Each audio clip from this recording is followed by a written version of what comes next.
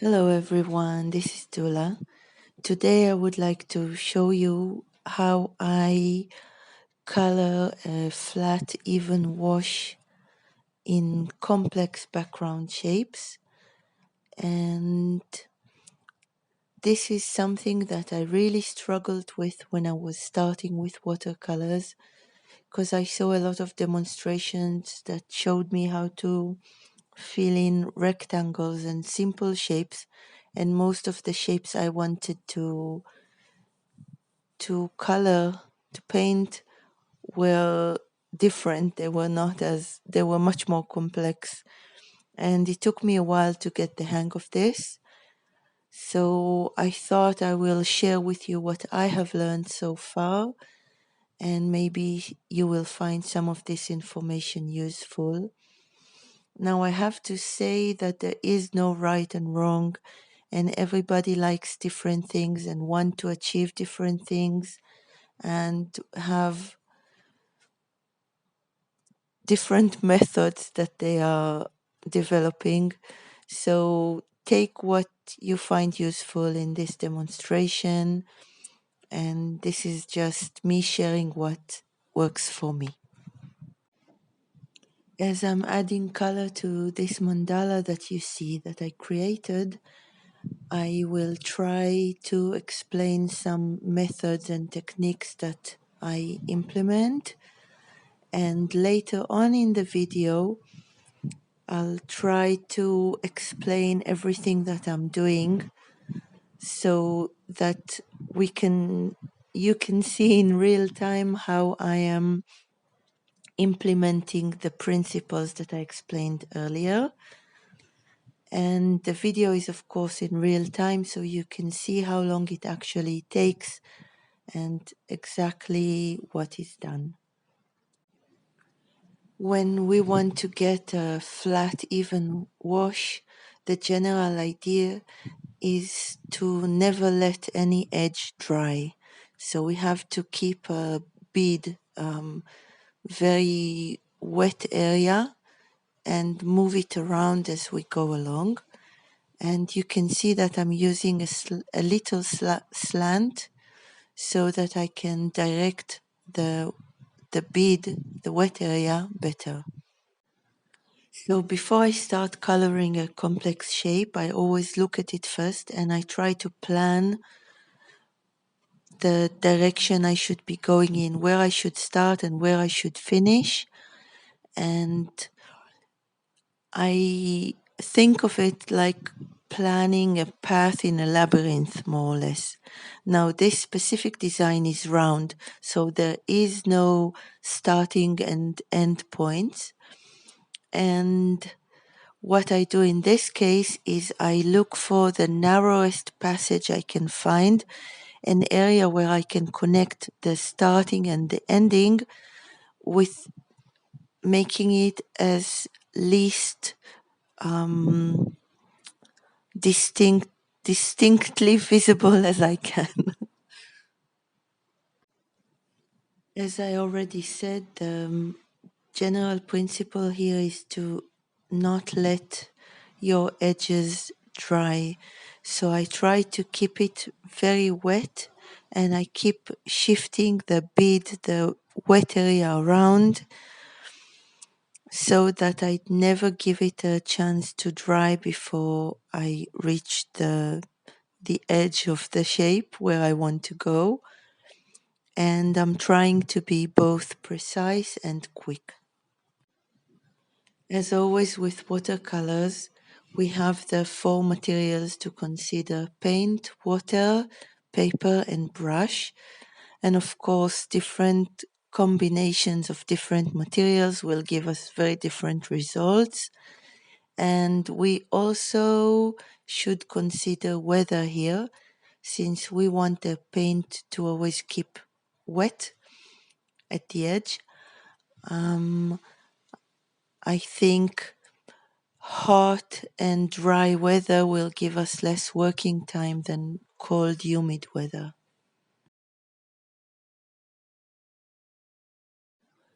The paper I'm working on is Hahnemuhle Bamboo, It's quite similar to cellulose paper and not as easy and forgiving as cotton paper would be, and that's exactly why I chose it for this demonstration.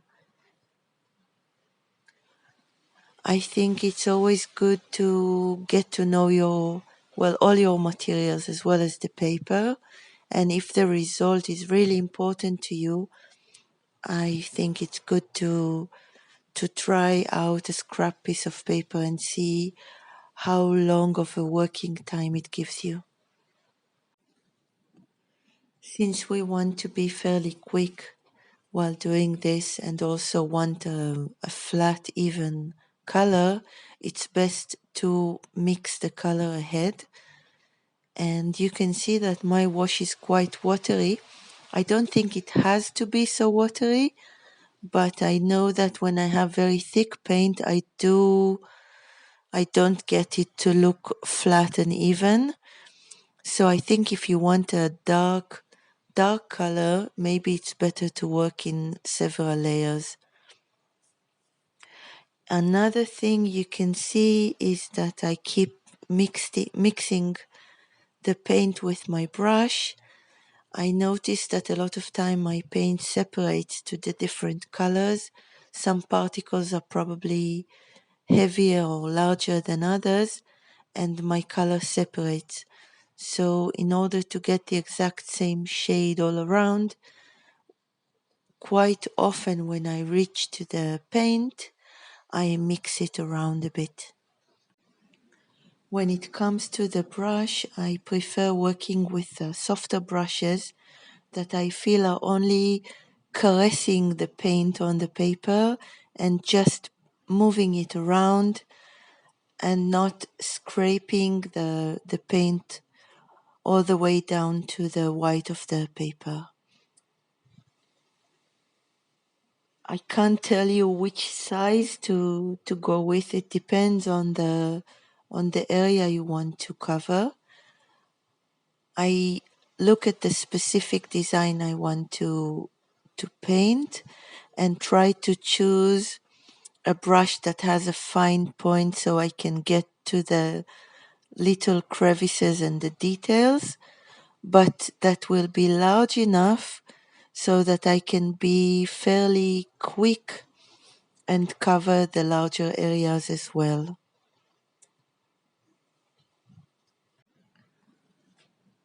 After I dip my brush into the paint in the palette, you can see that it holds quite a lot of paint, and if I go straight to a very narrow area, very small detail, I will get a lot of paint there and it will come out too thick.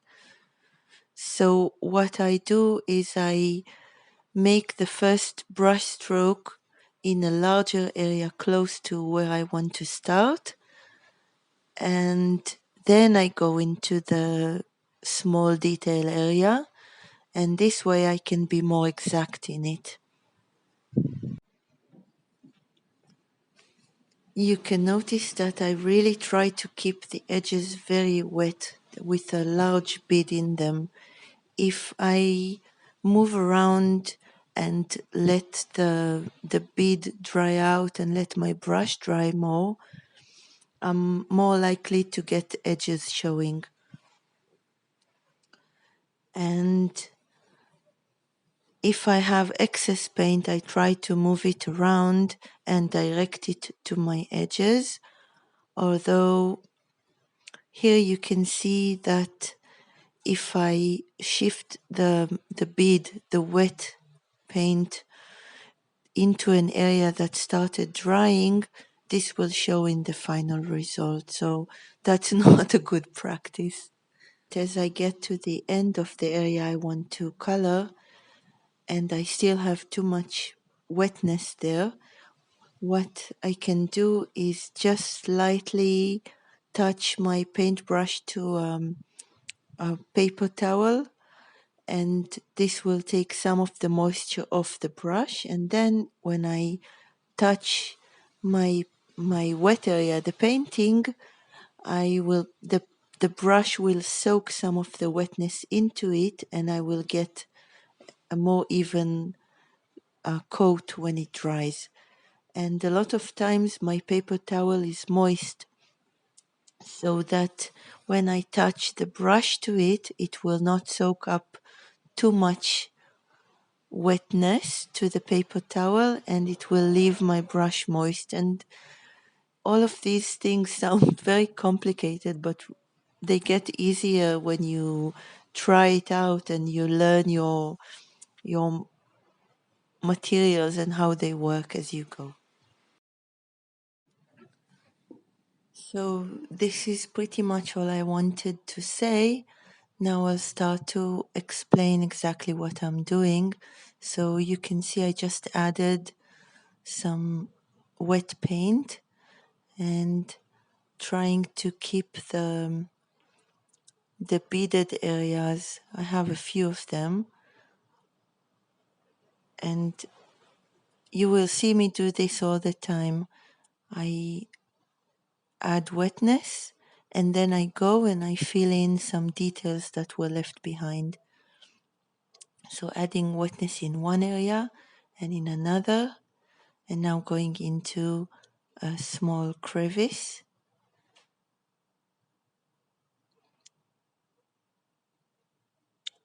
And I keep going back to shift to shift the bead. That's how I think of it, shifting the color all the time in whatever area I have. Sorry, I'm off camera as usual. Okay.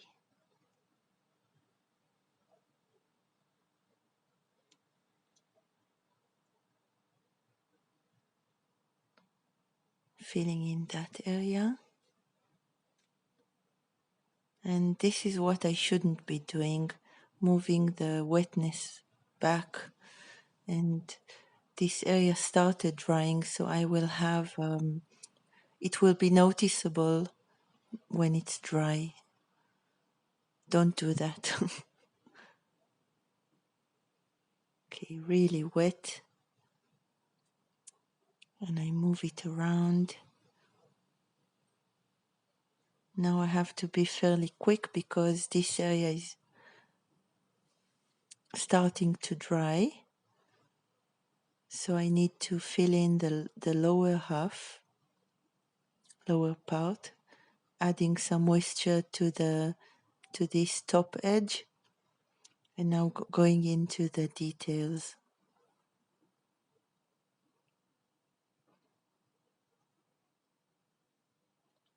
And I have a lot of wetness here, so I'll probably move it around a bit. Yeah. And I keep touching the edges, adding more wet paint.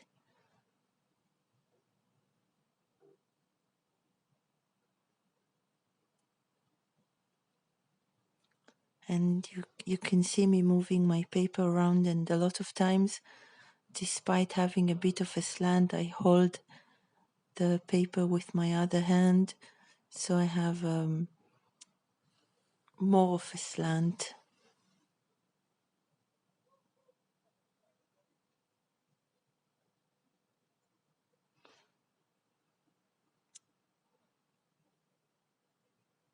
And we are getting close to finishing this shape. So again, I'm moving my paint, taking it through the passage, shifting all the residue, the excess paint, coloring a larger area so I have less water on my brush, and going into details. And again, putting most of the paint in a larger area and then going into details.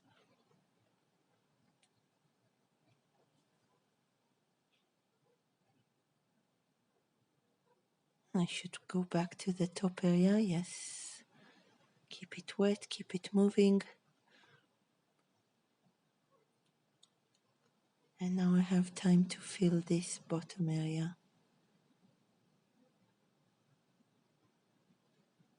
Move the wetness, advance the top area, and go back to another one.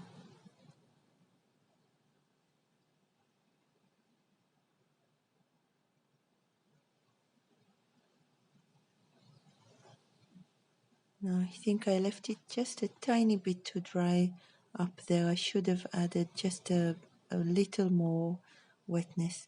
Now what I want you to see now is as I finish this enclosed area, I have too much wetness there, and it's not on camera, but I'm dabbing my brush, not yet. Now I'm adding a lot of wetness, and I will dab my brush on the moist paper towel, take most of the moisture off and take it off here. And now look, as I take it to the bead above, you see how I soaked up most of the bead because my brush was not as loaded, so I added more paint. And now for the last part of this area, I cover everything, concentrate my bead, and then I will dab it off again, the wetness, and just a bit of a dab with a paper towel, so I have the gradation, and this is it.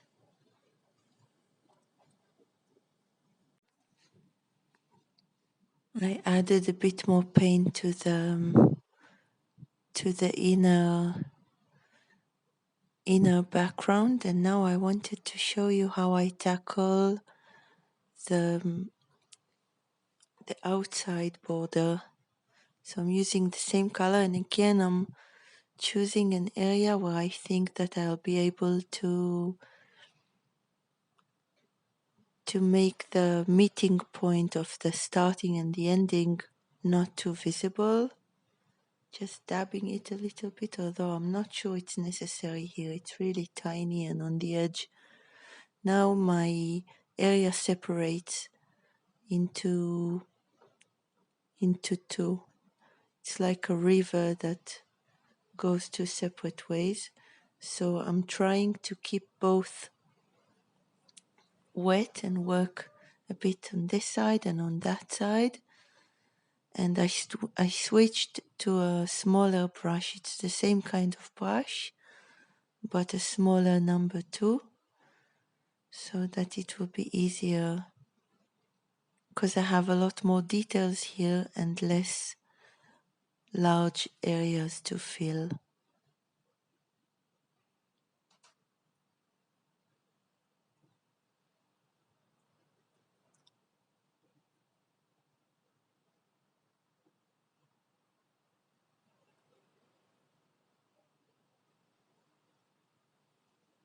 Should go back to this one.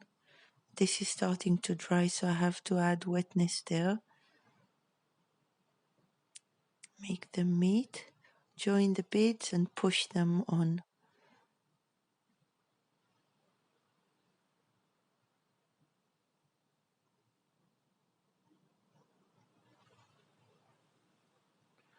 And I'm moving it like it's like a dam that I push the paint through it, through the narrow passage.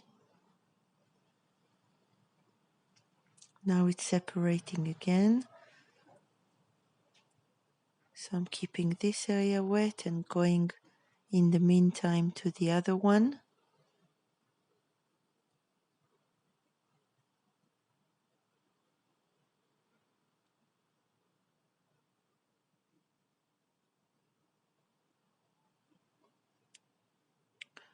And I go on like this.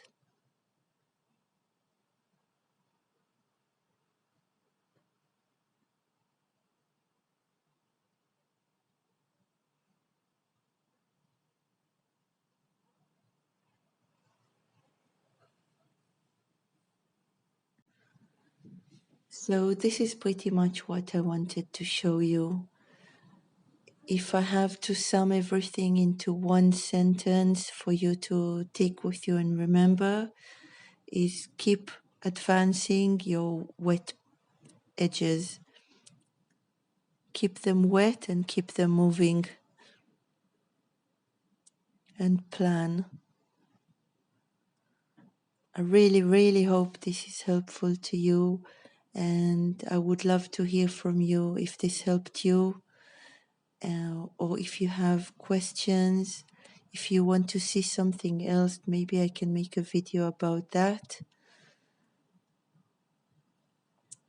And this is it, I guess. So thank you very much for watching, and I hope you enjoy your creative journey as always. Oh, and don't forget to like and to subscribe if you want to. Bye bye.